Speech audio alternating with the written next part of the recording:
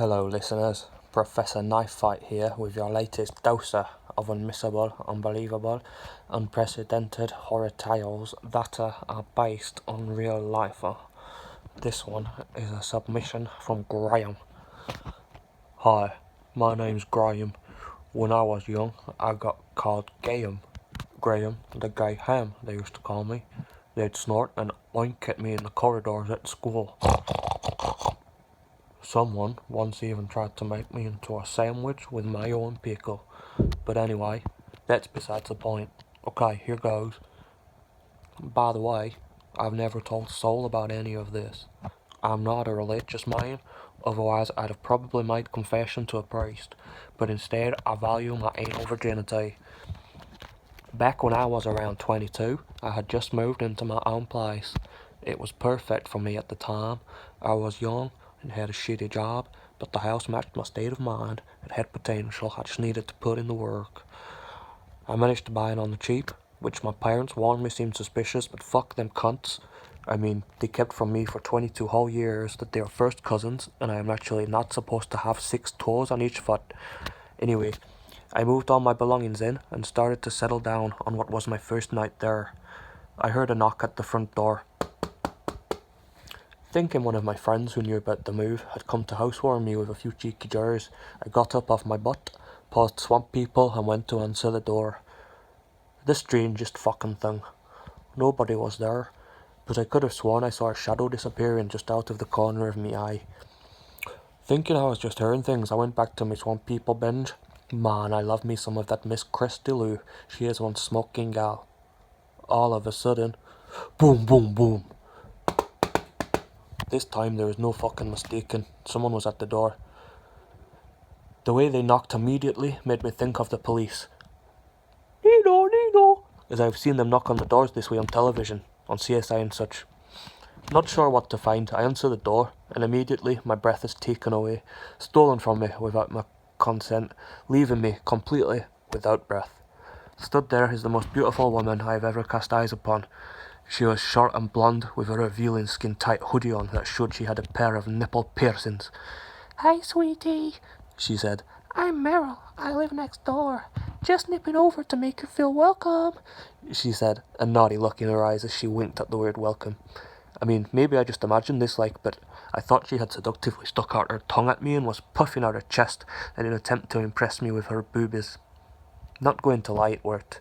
I was stiffer than Steve Stifler at the sight of those bad boys.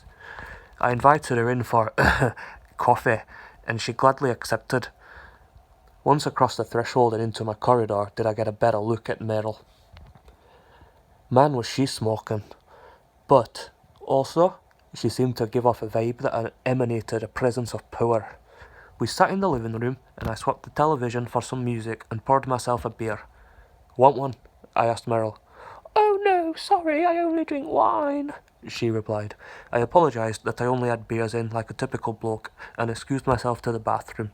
I actually did have a bottle of white left over from an old Christmas party, so I went to get it from the kitchen to surprise her after pretending she'd have to just sit and watch me drink. What a charming guy I am, I thought to myself as I walked back, to find Meryl already sat drinking a glass of wine, which seriously confused me, until I realised, of course, she must have brought the bottle herself, as she did come to welcome me to my new house, and quite rightly would have correctly assumed I did not have a much wine collection, being a gentleman.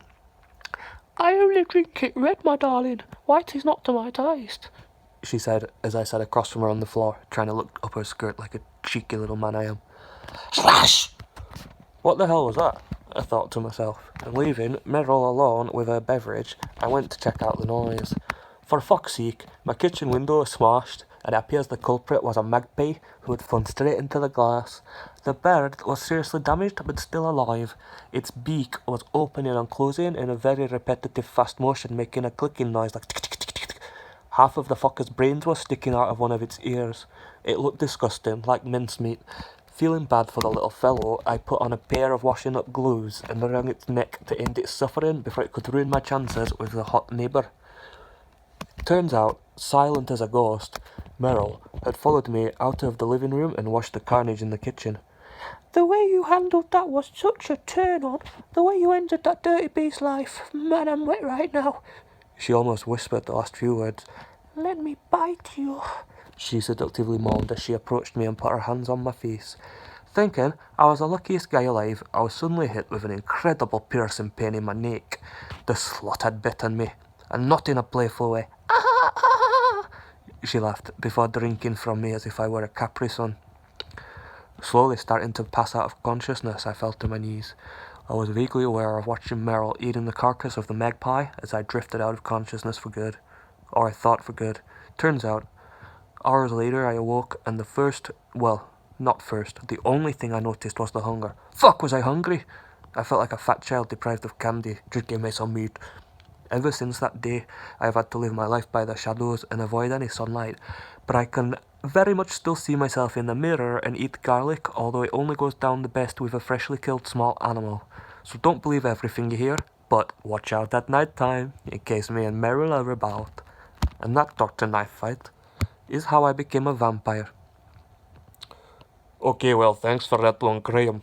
Seems like that guy either needs help or is taking some serious drugs. Check back sooner for more real-life scary stories.